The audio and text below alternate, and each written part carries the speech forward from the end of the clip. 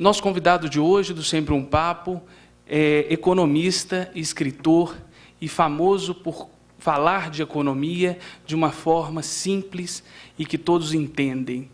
Nosso convidado já lançou Auto Engano e Felicidade, e hoje chega a Brasília para lançar O Valor do Amanhã, pela Companhia das Letras. Eu tenho o prazer de convidar, em mais uma edição do Sempre um Papo, o economista Eduardo Janete.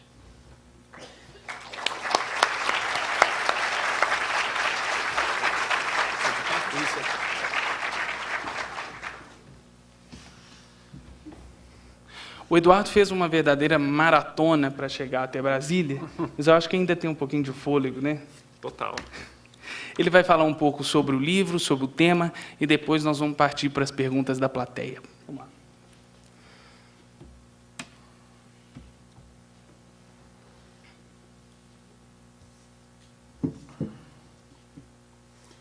Muito boa noite a todos. É uma grande satisfação estar aqui em Brasília, a convite do Sempre um Papo, do qual eu já sou um veterano participante desde o seu início lá em Belo Horizonte. Hein?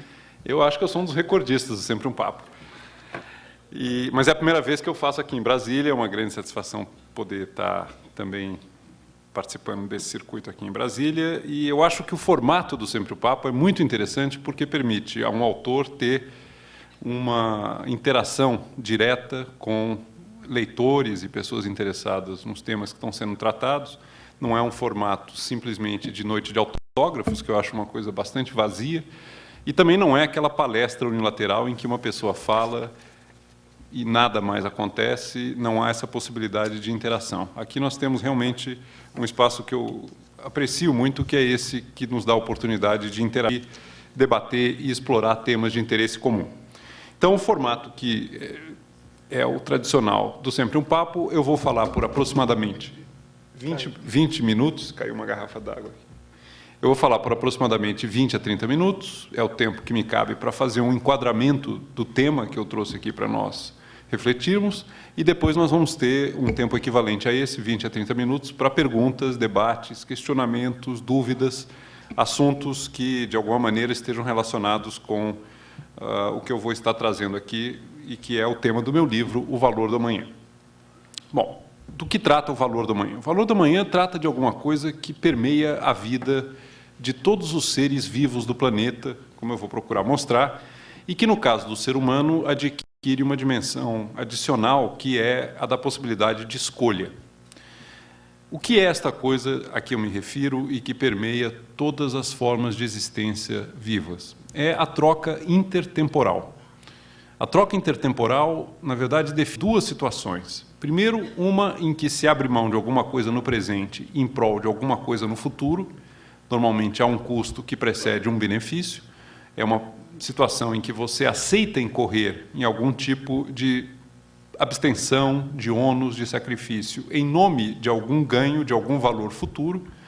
Ou então, na direção contrária, você tem a situação em que você antecipa algum valor futuro para desfrutá-lo no presente.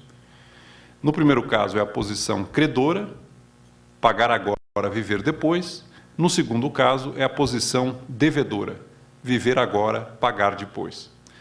É uma via de mão dupla e nós temos essas duas situações. Eu vou ilustrar com muitos exemplos de vários campos como é que elas se concretizam e se particularizam nos mais diferentes aspectos da existência, inclusive biológica.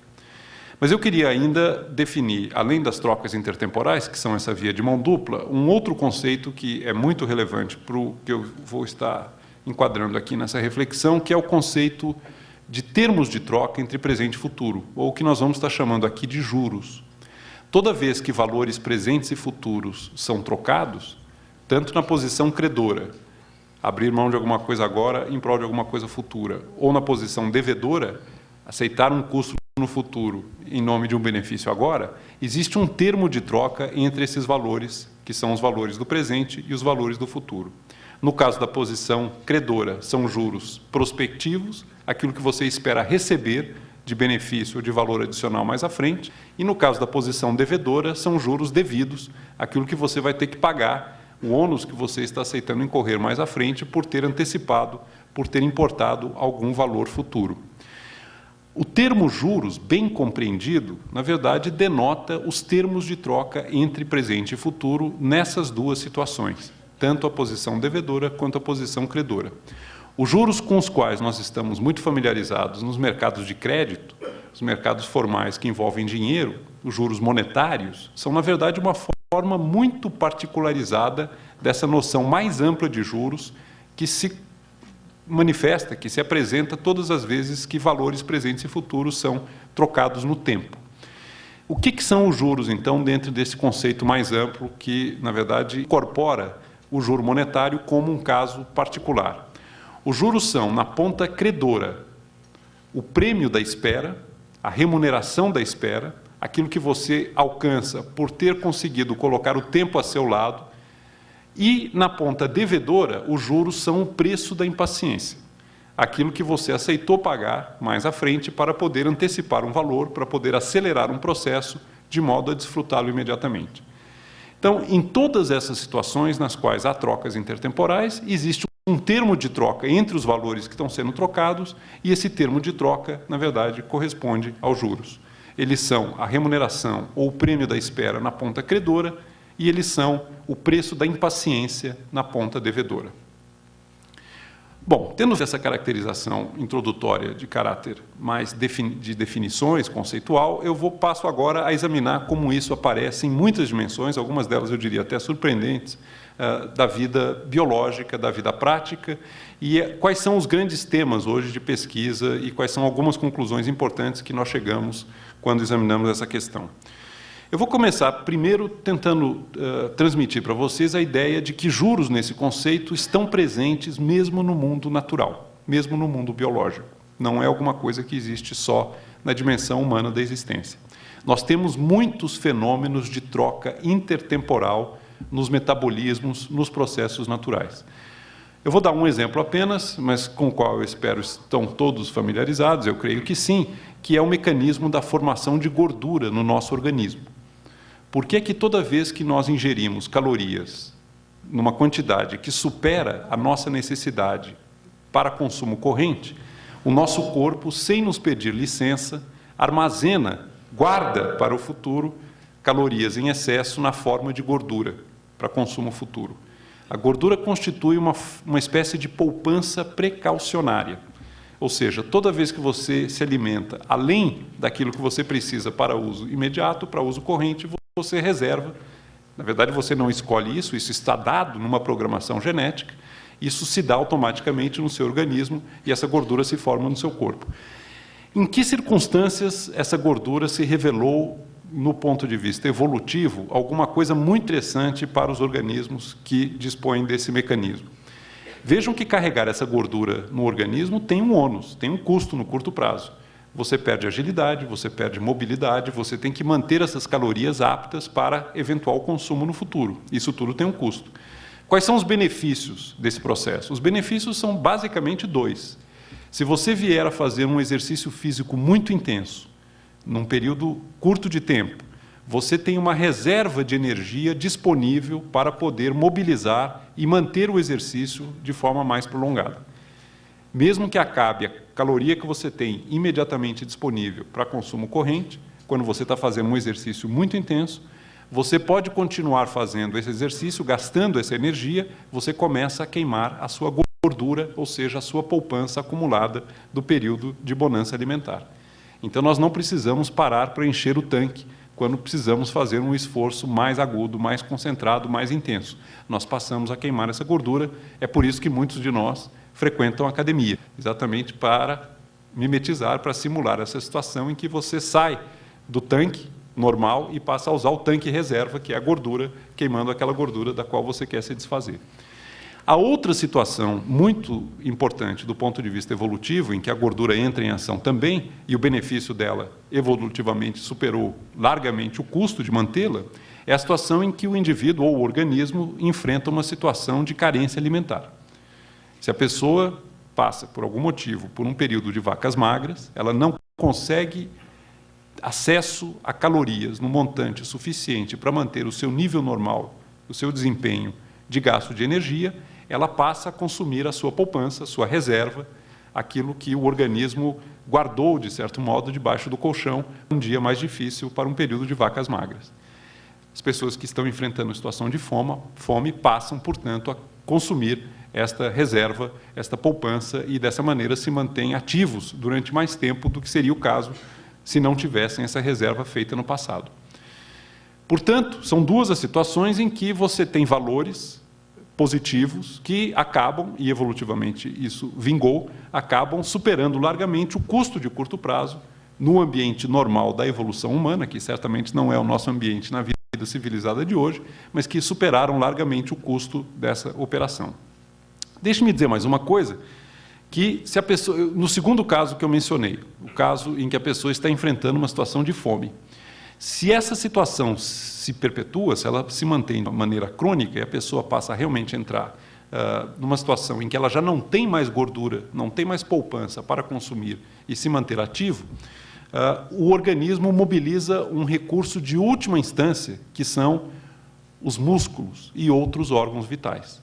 O organismo está programado para, em último caso, canibalizar, para se manter vivo durante mais um dia, órgãos vitais do corpo, por exemplo, músculos e outras células, algumas das quais não são sequer reparadas depois, porque elas não são reproduzíveis. Notem que aqui entra uma espécie de agiota no sistema. Você cai na mão de um agiota. Se você entra numa situação de fome em que já não tem mais poupança, você vai ter que ir para consumir coisas que vão te custar muito caro lá na frente, mas quando o que está em jogo é a continuidade da vida, não há preço que não vale a pena. Então, você, mais ou menos, está naquela situação do sujeito, vamos supor, que para não morrer de frio numa certa noite, acaba tendo que queimar a mobília da casa. Na verdade, é isso que o nosso organismo faz quando, numa situação de fome, já não tem mais gordura, ele passa a autofagicamente consumir músculos e outros órgãos vitais. Mas notem que há toda uma sequência e há toda uma programação sobre como se dão os termos de troca entre presente e futuro. Quando a vida está em risco, já não há mais preço que não compense ser pago para manter a vida, nem que seja por mais um dia. É o que eu estou descrevendo aqui como a situação do agiota. O corpo se torna um agiota de si mesmo. Mais ou menos, deixa eu já dar um outro exemplo aqui, como na situação do uso de droga, em que a pessoa, para ter um momento efêmero de intenso prazer e plenitude, acaba muitas vezes comprometendo e sacrificando o seu melhor recurso, o seu patrimônio mais valioso, que é o seu sistema nervoso, as suas sinapses, a sua capacidade cerebral. É uma troca intertemporal com caráter de agiotagem também. No caso, o indivíduo que usa drogas com frequência acaba se tornando um agiota de si mesmo. Por quê? Porque, para ter momentos muito intensos de viver agora, ele acaba aceitando pagar, muitas vezes inadvertidamente, uma conta exorbitante no pagar depois. Viver agora, pagar depois, se torna realmente um juro extremamente elevado. Então, tudo isso apenas para sugerir aqui para vocês que a questão da troca intertemporal não é uma invenção de banqueiros ou de bancos centrais. Na verdade, a natureza já incorpora em um sem número de exemplos, inclusive eu acabei indo parar numa coisa que eu não esperava, que é estudar como é que se dão as trocas intertemporais nos vegetais, mas até isso existe, né? As trocas intertemporais estão dadas e muitas vezes estão geneticamente programadas. O próprio processo de envelhecimento, que os biólogos chamam tecnicamente de senescência, é definido, é entendido hoje como uma troca intertemporal. Os nossos genes estão programados para dar o melhor de si na juventude e depois pagam a conta de juros na velhice, com a decadência, com a perda de vitalidade, com todos os custos que incidem no momento em que o corpo já não tem mais uma capacidade celular de autorreparo e tudo mais. O artigo clássico sobre a senescência do ponto de vista biológico, não por acaso, se intitula Viver Agora, Pagar Depois. Um biólogo colocando isso, eu digo que um economista não teria dito melhor.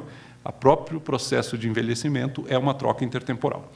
Mas eu não queria ficar, evidentemente, apenas no âmbito das trocas intertemporais. Eu queria entrar, e esse aqui é o foco principal desse enquadramento que eu vou dar, eu queria entrar no território das escolhas intertemporais. Porque a diferença entre uma troca intertemporal e uma escolha intertemporal é que, no universo das escolhas, existe uma possibilidade de deliberação, existe um ato de consciência, existe uma liberdade em que valores presentes e futuros medem forças na mente do indivíduo e ele acaba optando por uma posição credora ou uma posição devedora. Como é que isso ocorre de fato? Deixe-me continuar com o exemplo que eu estava dando da formação de gordura. Suponha que você está fazendo uma refeição, ao final da qual lhe é oferecido um doce maravilhoso, um mousse de chocolate esplêndido. Você adora mousse de chocolate, é uma das suas grandes fraquezas alimentares. Mas você está preocupado com o peso e com a formação de calorias reservadas de poupança em excesso na forma de gordura no seu corpo. Imediatamente se coloca uma disjuntiva: desfrutar o momento ou cuidar do amanhã. Valores presentes e futuros medem forças na sua mente. Quais são as opções? Se eu quiser ficar na posição credora, eu não desfruto o momento, eu não aceito o doce, eu me abstenho da mousse de chocolate em nome de um valor futuro, que é preservar uma boa consciência, um corpo esbelto e uma certa noção de saúde mais à frente. Se eu opto, o que pode ser perfeitamente válido também, eu não estou pré-julgando o que é melhor, estou dizendo quais são as situações que se colocam. Se eu opto pela posição devedora, eu desfruto o momento, mas eu sei que isso vai implicar num custo futuro, eu vou adquirir calorias em excesso, eu vou ficar com uma certa ponta de culpa por ter sucumbido à tentação, eu vou ter que, eventualmente, fazer algum tipo de exercício numa academia para poder pagar o preço, daquilo que eu aceitei como termo de troca entre presente e futuro, que é desfrutar o momento, mesmo que isso implique um custo mais à frente. É lógico que esse é um exemplo entre um sem número de situações em que valores presentes e futuros medem forças na mente de cada um de nós. Praticamente desde o momento que nós acordamos de manhã, esse tipo de tensão entre presente e futuro está colocado no dia, no estudo, na dieta, na saúde, nas finanças, na previdência, na prática de esportes e por aí vai.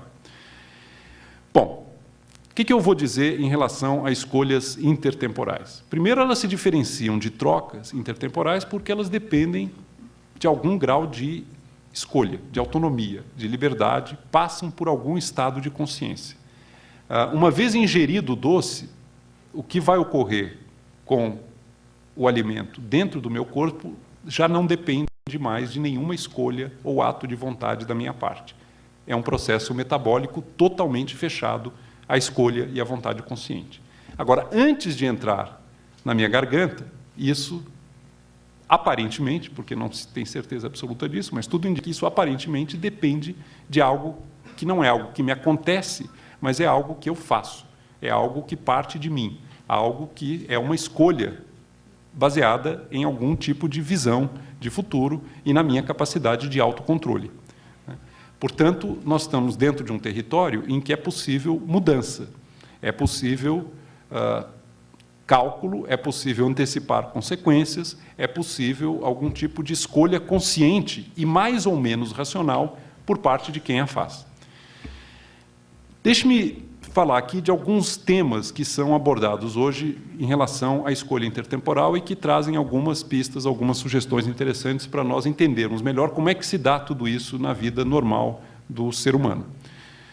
Dois temas. O primeiro deles, que eu vou colocar aqui, é a maneira como as fases do ciclo de vida alteram a nossa percepção do tempo e as nossas preferências temporais.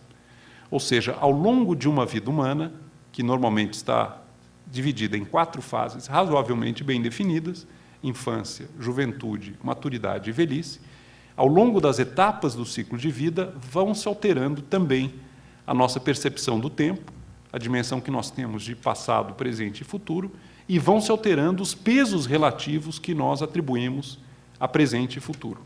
Ou seja, o valor do amanhã não é uniforme ao longo do ciclo de vida. Uma das coisas que foi razoavelmente bem estudada em relação a como o ciclo de vida altera as preferências temporais é a questão da capacidade de espera na infância.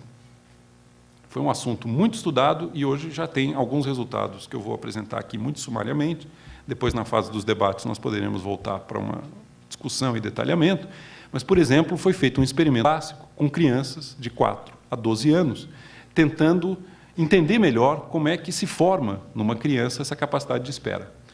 Como é que é o experimento clássico? O experimento clássico, o adulto entra com uma criança Vamos pensar na criança de 4 anos primeiro, uma criança de 4 anos numa sala e mostra para ela, de um lado, uma unidade do chocolate que ela mais gosta e, do outro lado, 2 unidades desse chocolate. Os chocolates estão no campo visual da criança, mas ela não tem como apanhá-los por si mesma. Ela não consegue ir lá e agarrar.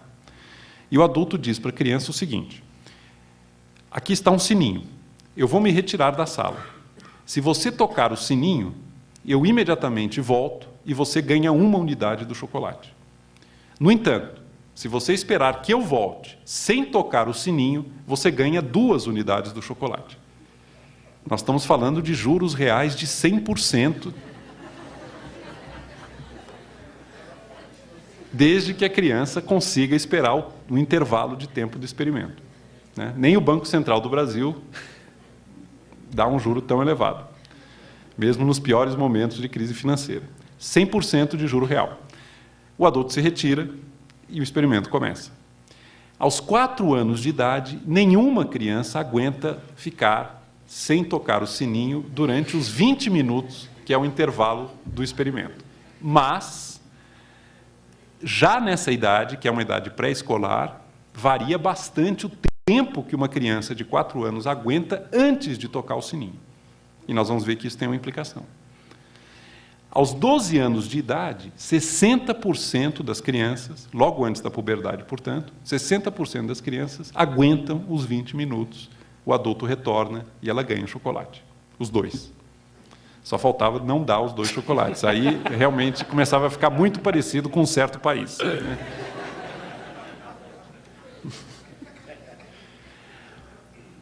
Bom, qual é o resultado interessante aos 4 anos? Que eu vou apenas enunciar aqui, depois a gente pode voltar no debate. O resultado interessante é que eles resolveram estudar a história de vida. São chamados estudos longitudinais. O que ocorreu com essas crianças que aos 4 anos participaram dos testes de gratificação postergada, que é a maneira técnica que o jargão usa, o termo técnico que é usado para esse experimento. Notaram uma coisa impressionante. É lógico, não vamos imaginar que você possa reduzir a singularidade concreta de cada indivíduo a isso. É uma coisa estatística, é a lei dos grandes números, é um padrão. Mas, estatisticamente, é possível prever várias coisas em função da capacidade de espera de uma criança aos 4 anos de idade. Ou seja, as crianças que aos 4 anos de idade conseguiram esperar mais tempo antes de tocar o sininho, tiveram melhores notas no ensino fundamental e no ensino médio, entraram em maior número na faculdade, se envolveram em menor proporção em abuso de álcool e drogas, tiveram menos atos de delinquência e menos conflitos familiares sérios. Todos eles comportamentos ligados à impulsividade. Ou seja, a capacidade de espera aos 4 anos de idade já, estatisticamente, é a lei dos grandes números, não dá para prever o indivíduo, mas, estatisticamente, já dá para você prever padrões a partir do resultado do teste de gratificação postergada aos 4 anos. Nós podemos nos perguntar o que é que explica essa diferença em idade pré-escolar, mas isso eu vou deixar, se vocês tiverem curiosidade, para nós conversarmos na fase do debate. Bom, eu no livro procurei examinar como não só a infância, mas também juventude, que é deflagrada por uma reprogramação hormonal poderosíssima, especialmente no caso dos homens, dos machos, como maturidade e como velhice. Cada uma dessas etapas do ciclo de vida não só muda a maneira como se percebe o tempo, como também muda as preferências temporais, com o pêndulo indo mais para o presente ou para o futuro, de acordo com a etapa correspondente. Mas eu queria ainda, na minha apresentação, dizer um outro tópico da pesquisa que foi feita, que é, eu vou usar o termo técnico de novo e depois eu vou procurar dar exemplos aqui para ilustrar e mostrar como isso se manifesta muitas vezes sem que a gente entenda muito bem o que está ocorrendo, mas se manifesta em muitas situações da vida prática. É o chamado desconto hiperbólico. O desconto hiperbólico foi uma descoberta, é uma descoberta que eu considero bastante importante da psicologia econômica do animal humano, do ser humano. Como é que se dá o desconto hiperbólico? Como é que ele se apresenta realmente em situações da vida comum, da vida prática? Bom, o que se descobre hoje é que o cérebro humano ele não é perfeitamente integrado. Ele é constituído por módulos que muitas vezes têm conflitos e que puxam o comportamento em direções diferentes. Existe um segmento, uma área do cérebro que é o chamado sistema límbico, que é a mais primitiva, a mais profunda, e que é aquela área, aquela região do cérebro, a palavra melhor é região, aquela região do cérebro que toda vez que uma oportunidade de gratificação concreta se oferece, essa área, essa região é acionada e ela pressiona, ela pleiteia gratificação imediata. Né? É aquele impulso de você agarrar o momento e desfrutar o que se oferece e o que está ao alcance da sua mão quando a chance está concretamente presente. Por outro lado, existe uma região mais recente do cérebro, que é chamado córtex pré-frontal, que acaba cumprindo na vida prática o papel de modular esses impulsos e essas pulsões que vêm do sistema límbico. O córtex pré-frontal é uma espécie de filtro, é uma espécie de modulador capaz de antever consequências e capaz de pesar os prós e contras de diferentes caminhos, de uma forma razoavelmente neutra. Ou seja, é aquilo que nós normalmente associamos com a ideia de racionalidade. Prever o futuro, antecipar consequências, medir valores e escolher aquele caminho que tem uma melhor relação custo-benefício. Pode ser tanto antecipando valores, quanto retardando valores, pode ser tanto a posição credora quanto a posição devedora, porque as duas são perfeitamente legítimas e ambas podem ser, em diferentes contextos, muito válidas como estratégias. Bom, o que é que se percebe hoje? Se percebe que há uma interação e há um conflito, há uma tensão permanente entre as demandas de gratificação imediata do sistema límbico e os apelos moduladores e a voz da prudência, aquele chamado à razão que vem do córtex pré-frontal. Como eu disse, o cérebro é constituído por módulos que não estão perfeitamente integrados e há realmente uma tensão permanente, há uma negociação que está sempre se refazendo, sempre se relançando entre os impulsos de gratificação imediata, que tem um horizonte de tempo muito curto, é o desfrutar o momento sem pensar em qualquer consequência futura, versus uma visão mais ponderada, mais equilibrada, digamos, aristotélica, em que prevalece a moderação, prevalece uma visão neutra de uma tentativa de fazer da vida o melhor que se é capaz, mas num horizonte amplo. O que se percebe hoje é que essa relação de forças, o verdadeiro jogo de poder entre módulos diferentes do cérebro, cria algumas armadilhas para o ser humano. Eu vou dar um exemplo singelo até da minha experiência pessoal e depois nós podemos elaborar outros exemplos aqui, inclusive, para que não fale nada de economia, eu vou falar alguma coisa de economia no campo das finanças pessoais. Mas deixa eu dar um exemplo bem simples, que é parte da minha vida, que é parte da minha experiência pessoal, que é a dificuldade de acordar cedo de manhã. Que é uma coisa curiosíssima. Por quê? Porque, ao dormir, na noite anterior, muitas vezes eu coloco o despertador para despertar bem cedo na manhã seguinte. Eu quero fazer o melhor proveito do tempo. Na noite anterior eu penso, bom, para eu poder usar o meu tempo da melhor maneira possível e realmente aproveitá-lo de modo a fazer tudo que eu preciso e que eu gostaria, eu vou colocar o despertador para acordar muito cedo na manhã seguinte. Aí eu durmo. De repente, na manhã seguinte, na hora prevista, toco o despertador. E aí eu, quase que sem me dar conta, se ele estiver ao lado da cama, eu o desligo, resmungando um pouco, mas que ideia estúpida colocar o despertador para tão cedo, né? A experiência recorrente desse tipo de situação me levou a adotar algumas medidas preventivas. Uma delas foi colocar o despertador longe da cama. Por quê? Porque aí, quando ele toca, eu sou obrigado a despertar, eu tenho que levantar da cama e eu tenho que dar alguns passos até onde está o despertador, e aí eu tenho uma chance de me lembrar um pouco melhor por que é que na noite anterior eu tinha colocado para tocar tão cedo.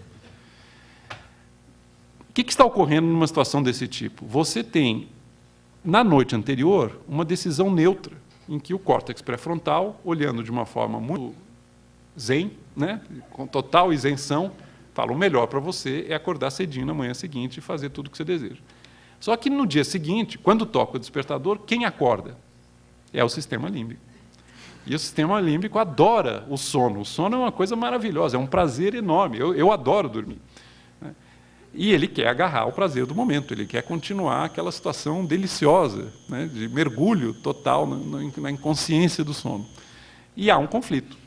Ao colocar o despertador longe da cama, no fundo, o que eu estou fazendo? Eu estou dando uma chance ao córtex pré-frontal de espreguiçar, né, e dizer alguma coisa para ver se ele consegue reequilibrar o jogo e fazer valer a sua preferência por um melhor aproveitamento do tempo no dia.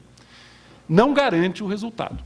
Deixe-me dizer que muitas vezes, talvez até legitimamente, é preferível mesmo continuar dormindo, porque afinal o que você tinha que fazer não era tão importante assim, e o sono estava muito bom.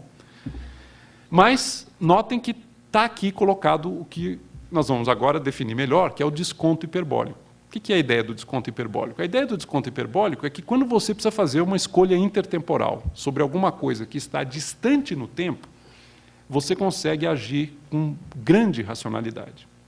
O problema é que, à medida que se aproxima no tempo o momento da gratificação, você começa a balançar. E o jogo vai ficando muito acirrado entre o sistema límbico e o córtex pré-frontal. E muitas vezes, no momento exato da escolha, em que a gratificação é iminente, há um golpe de Estado. Há um golpe de Estado. Então, por isso que é fácil para todos nós, por exemplo, fazer dieta de estômago cheio. É uma alegria, nós somos especialistas. Abraçar a abstinência depois da última ressaca, né? Também, nunca mais eu vou exagerar dessa maneira. Muitas situações da vida prática têm essa característica, e uma delas, e com isso eu já vou encerrando a minha apresentação aqui para a gente poder depois conversar, e uma delas que é muito atual, especialmente no mundo em que as pessoas passam a viver em média, não mais 40 ou 50 anos, mas 70, 80 e em breve 90 anos, em que há uma enorme expansão da expectativa de vida ao nascer, ou longevidade, uma enorme dificuldade que se constata nesses estudos sobre escolha intertemporal reside precisamente em poupar agora para lutar daqui a 20, 30 ou 40 anos lá na frente. O animal humano não foi programado e realmente a nossa constituição nervosa e cerebral não está apta, não está à altura, dado que ela foi moldada num ambiente ancestral que é muito diferente desse ambiente no qual nós hoje circulamos, da tecnologia e da civilização, ele não está apto a fazer escolhas intertemporais de tão longo alcance, por exemplo, se abstendo de consumo no presente, tendo em vista poupança que vai render benefícios e vai proporcionar uma renda daqui a 20 ou 30 anos, no momento da aposentadoria, no momento em que você estiver precisando de desfrutar daquele recurso muitos anos à frente. O que se constata? Muitos estudos empíricos foram feitos a respeito. Depois eu posso dar alguns dados aqui, se vocês também tiverem interesse nisso. Mas o que se constata? Que nós todos somos mestres em poupar o dinheiro que ainda não ganhamos. O dinheiro que você vai ganhar lá na frente, esse é facílimo de ser poupado. No momento em que o dinheiro está na conta ou no bolso, o sistema límbico dá as cartas e rege o comportamento. E muitas vezes o que era para ser poupança vira dívida. E o que é dívida? Dívida é gastar antecipadamente renda futura. É o contrário exato da poupança. E muitas vezes, e eu não preciso entrar, eu vou provavelmente entrar nisso mais profundamente na fase dos debates, muitas vezes pagando juros que são uma coisa quase além do que se pode crer que alguém aceite. Os juros que se pagam na pessoa física no Brasil, mas esse é um assunto que provavelmente nós vamos estar discutindo mais para frente. O que as pesquisas mostram também é que, diante do reconhecimento dessa vulnerabilidade e dessa fraqueza, que em graus maiores ou menores todos nós temos, né, as pessoas, na ampla maioria dos casos, prefeririam não ter o ônus da escolha. Ou seja, se é colocado para os indivíduos, você prefere que haja um mecanismo de poupança previdenciário automático, em que você não tenha que decidir a cada vez que recebe se vai ou não poupar, ou você prefere ter que decidir a cada vez se vai ou não poupar, as pesquisas mostram que as pessoas optam por uma situação em que a coisa é feita de forma automática e não precisa se tornar uma escolha intertemporal. Eu posso lembrar aqui, com isso eu vou concluir a minha fala, o exemplo clássico e literalmente homérico, Ulisses e as sereias. Como é que Ulisses lidou com a situação do momento em que a sua embarcação teve que passar perto de uma ilha na qual as sereias, com seu canto irresistivelmente sedutor, atraíam os navegantes que naufragavam e aí então eram devorados pelas sereias. Ulisses adotou um mecanismo preventivo diante dessa situação que ilustra bem o que eu mencionei há pouco a respeito da preferência das pessoas por uma poupança que não seja escolhida a cada momento.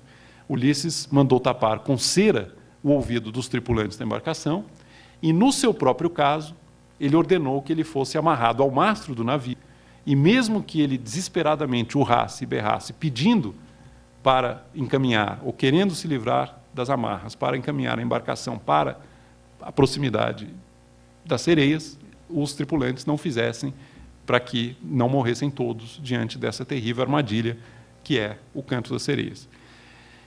Curioso nessa história é que Ulisses quis ouvir.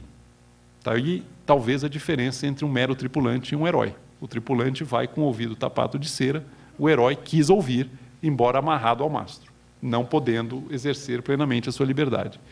Eu quero dizer com isso que muitas vezes na vida, para preservarmos valores futuros e a própria liberdade futura, vale a pena abrir mão, em alguma medida, da liberdade presente e de algum valor no presente. O que Ulisses mostra nesse episódio clássico da Odisseia é exatamente uma situação em que ele cede parte da sua liberdade no presente para preservar a sua total liberdade futura, para não dizer a sua própria vida. A vida é muito feita de situações desse tipo. O grande mérito do herói mortal, que é Ulisses, é exatamente reconhecer os limites da sua racionalidade. Em nenhum momento ele imaginou que, simplesmente sabendo que deixar-se levar pelo Canto da Sereia significava a morte certa, isso garantia que ele não faria. Ele reconheceu que saber não basta, que muitas vezes na vida, dado esse conflito permanente entre módulos do cérebro que não estão perfeitamente integrados, é assim que nós descrevemos hoje uma situação desse tipo, muitas vezes na vida nós ficamos muito aquém daquilo que em momentos de maior serenidade e distanciamento nós sabemos que seria ou teria sido o melhor para nós mesmos. Muito, portanto, da sabedoria de Ulisses nesse episódio que eu relatei consiste precisamente no reconhecimento dos limites da racionalidade humana e na maneira inteligente como nós podemos, ao longo da vida, lidar com esses limites. Eu só queria lembrar, para concluir realmente, que no momento em que a vida humana se estende no tempo, como eu disse, a longevidade, alcançando hoje, na média, para a população, 80 e 90 anos, e não mais 40 ou 50, como era o caso até poucas gerações atrás, no momento em que isso ocorre, toda a temática da escolha intertemporal e dos modos como nós distribuímos valores ao longo do tempo nas nossas vidas vai se tornar quase que inevitavelmente algo muito central e muito mais relevante do que foi no passado. Nós estamos lidando com um arco de vida que vai exigir preparo, a jornada é muito mais longa, vai exigir muito mais atenção para essas armadilhas e para essas questões que surgem, vez que nós temos que arbitrar entre valores presentes e futuros. Quando a jornada é longa, medidas não só materiais, mas também espirituais, eu imagino, vão ter que ser imaginadas para nós fazermos o melhor desse arco da vida que se expandiu e que exige também, eu diria, maior atenção, na medida em que coloca desafios que não estavam presentes para o ser humano até pouco tempo atrás. Então, basicamente, era essa a minha fala inicial, o meu enquadramento, e agora nós podemos, então, na medida do interesse de vocês, passar para a fase dos debates. Obrigado.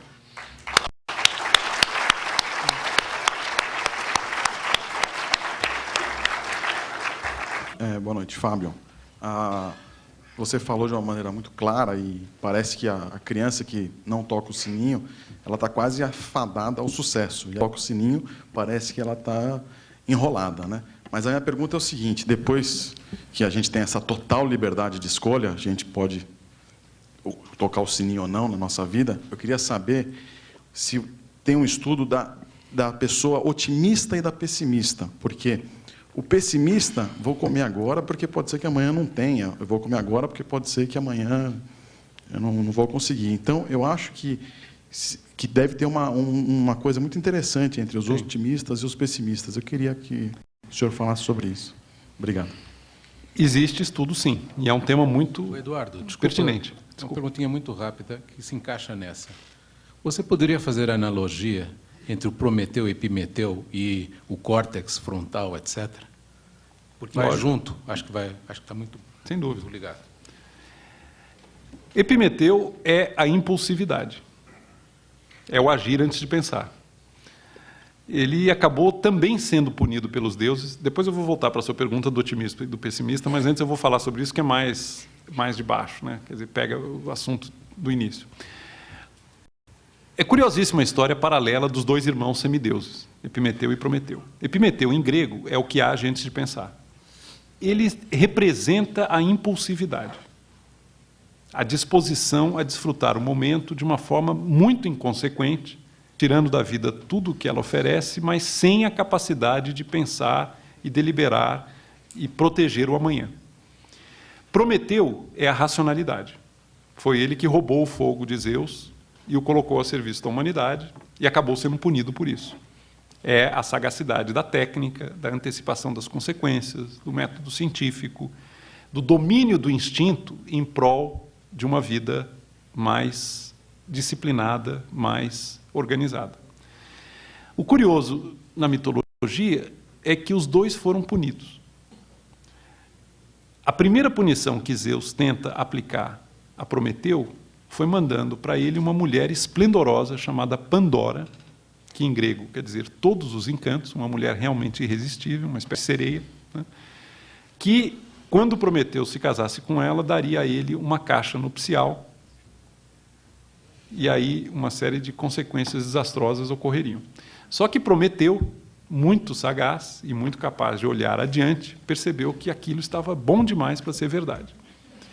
E não se apaixonou por Pandora, não se casou com ela. Epimeteu, quando vê Pandora, mergulha de cabeça. Se casa com Pandora e recebe a caixa nupcial. E abre a caixa nupcial. E da caixa nupcial de Pandora saem todas as mazelas e catástrofes e emergências e epidemias e guerras e hiperinflações e enchentes e tsunamis, tudo aquilo que aflige a humanidade. Então, Epimeteu foi punido pela sua impulsividade, saem todos os desastres e todas as catástrofes da caixa de Pandora. Quando ele percebe que está ocorrendo aquilo, ele tampa a caixa e consegue preservar lá dentro uma única coisa: a vã esperança. Então, Epimeteu vai pela vida, desfrutando de modo pleno, com enorme efusividade, todos os momentos em que a vida permite ser desfrutada, mas a vida dele é uma sequência de calamidades, de tragédias, de problemas que ele não consegue prevenir e que vão tornando a vida dele, na verdade, uma administração de emergências sucessivas. Quando tem uma brechinha, ele faz um carnaval, ele vive a vida plenamente, mas a vida dele é muito precária do ponto de vista material, não tem o conforto da técnica, não tem segurança nenhuma. Prometeu, no entanto, foi punido. Embora ele tenha passado a bola da Pandora, né, não foi por aí, ele acabou sendo acorrentado a um rochedo e teve o seu fígado comido por um abutre durante milhares de anos. Por que o fígado? Porque no mundo grego o fígado é a sede das paixões. E por que o fígado comido por um abutre durante o dia? Porque à noite, no sono, o fígado se regenera. E no dia seguinte ele está prontinho de novo para ser devorado por um abutre. Ou seja, é a pessoa atormentada por uma visão ameaçadora do amanhã.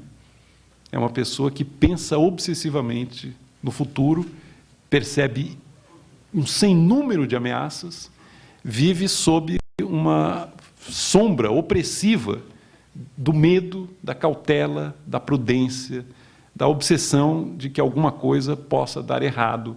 Ou seja, é o tormento da pessoa hipercalculista, hiperracionalista, que está sempre pensando no amanhã e não tem a capacidade de desfrutar com mais leveza e com mais desprendimento as coisas simples e boas da vida no dia a dia.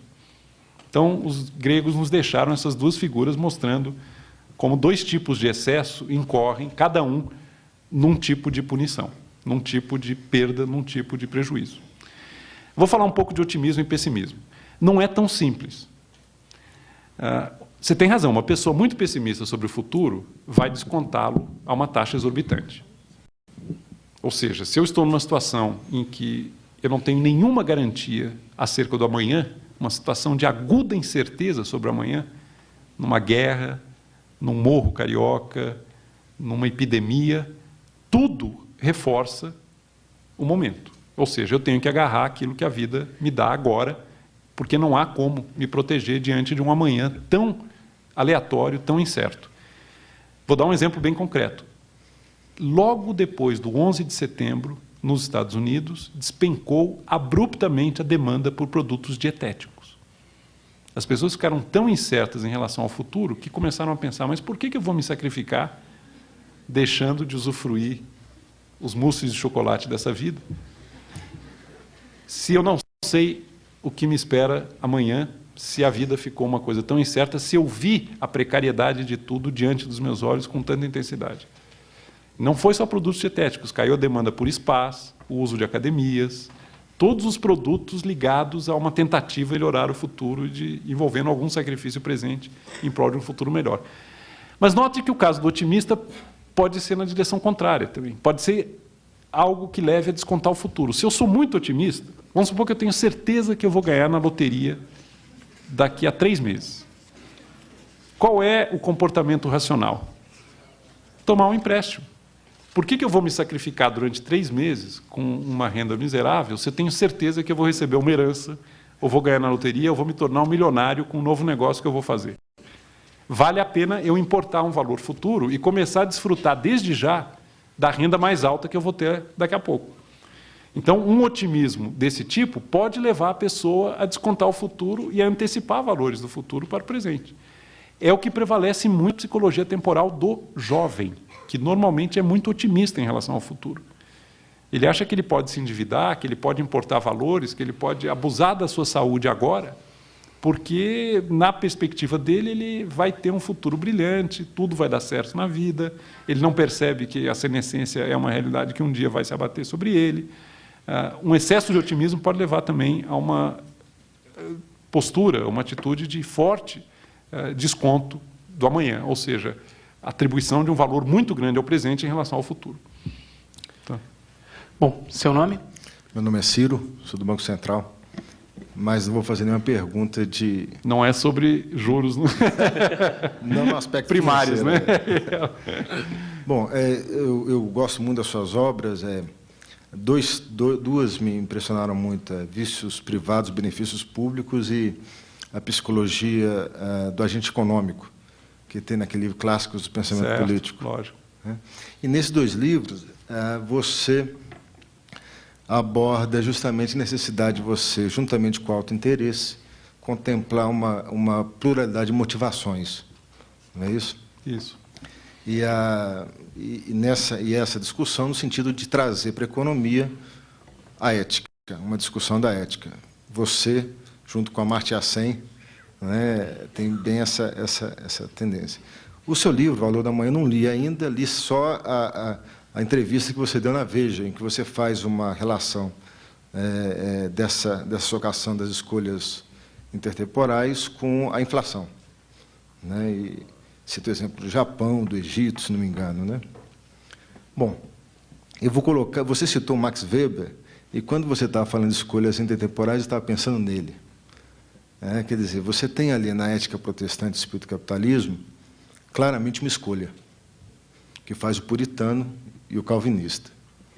Só que ele faz uma escolha de sacrificar o presente, naquela racionalidade dele, naquela abandono da vida frugal, abandono do luxo, para uma vida pós-morte.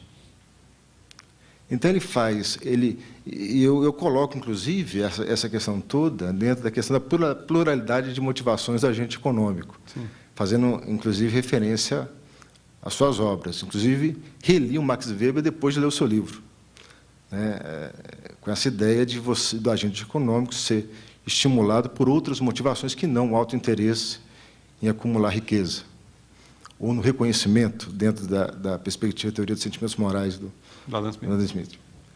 Pois bem, então ele troca, o calvinista, o puritano, ele troca o valor presente por algo transcendente, fora do tempo.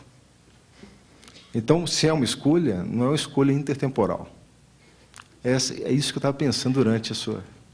Eu entrei bastante nesse assunto. Muito obrigado pela pergunta, porque realmente esse assunto está contemplado e abordado até de forma quase extensiva no livro.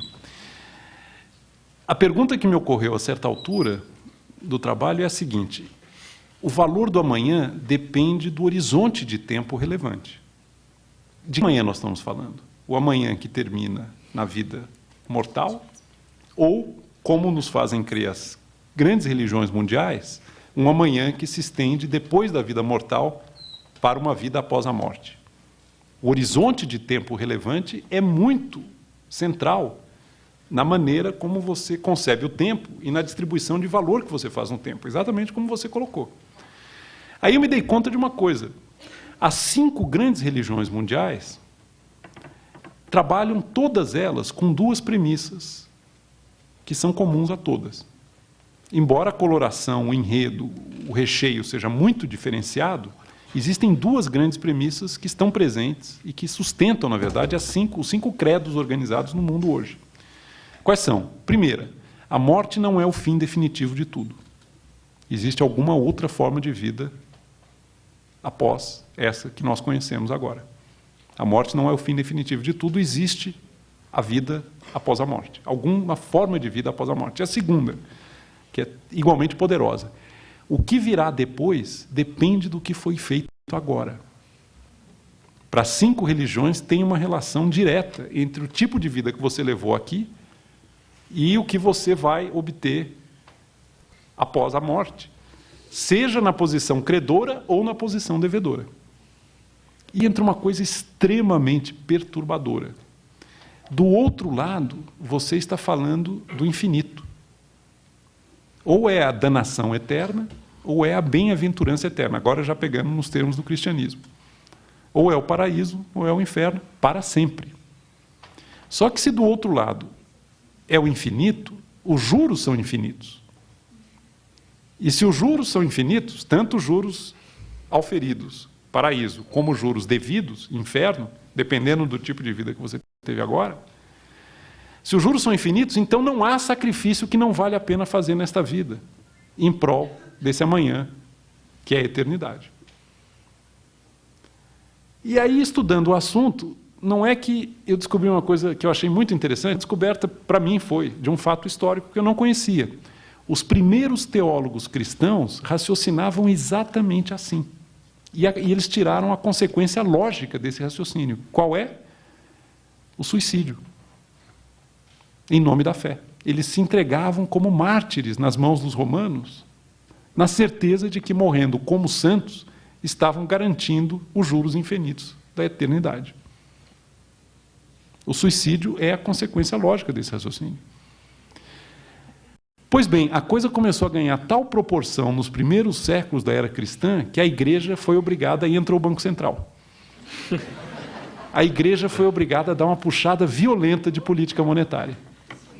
Tornou o suicídio um pecado mortal sem remissão. Não tem atalho para a vida eterna. Ou seja, se você pegar esse atalho e queimar o pavio e não pagar o ônus de toda uma vida de sofrimento, no Vale de Lágrimas, você vai ser punido porque cometeu um pecado mortal e vai para o inferno. Não tem jeito. Foi dessa maneira que a igreja, no século IV depois de Cristo, só no século IV depois de Cristo, tornou o suicídio um pecado mortal sem perdão. Exatamente para coibir uma onda de suicídios que são... Se você realmente acredita que do outro lado está o paraíso, desde que você morra em nome da fé, a única coisa lógica a fazer é morrer em nome da fé o quanto antes. Que foi exatamente o que muitos teólogos e mártires dos primeiros séculos cristãos fizeram. Né? Então, o grande teólogo dessa virada, dessa puxada de política monetária da igreja, foi o Santo Agostinho. Né? Ele foi uma espécie de presidente do Banco Central. Aumentou a conta de quem pega o atalho. Não tem a impaciência do crente tem que ser contida, aumentando o preço da impaciência. O preço da impaciência é a punição pelo pecado mortal, do suicídio. Agora, realmente, isso nos leva para um outro território. Eu nunca imaginei que, como estudioso, pesquisador e economista, eu fosse um dia entrar numa discussão sobre a vida após a morte. Mas o meu assunto me levou a isso, e eu entrei de aberto, eu entrei de bom grado. que eu acho que é um assunto muito interessante, a gente pensa pouco sobre isso. Duarte Janete, muito obrigado. Obrigado.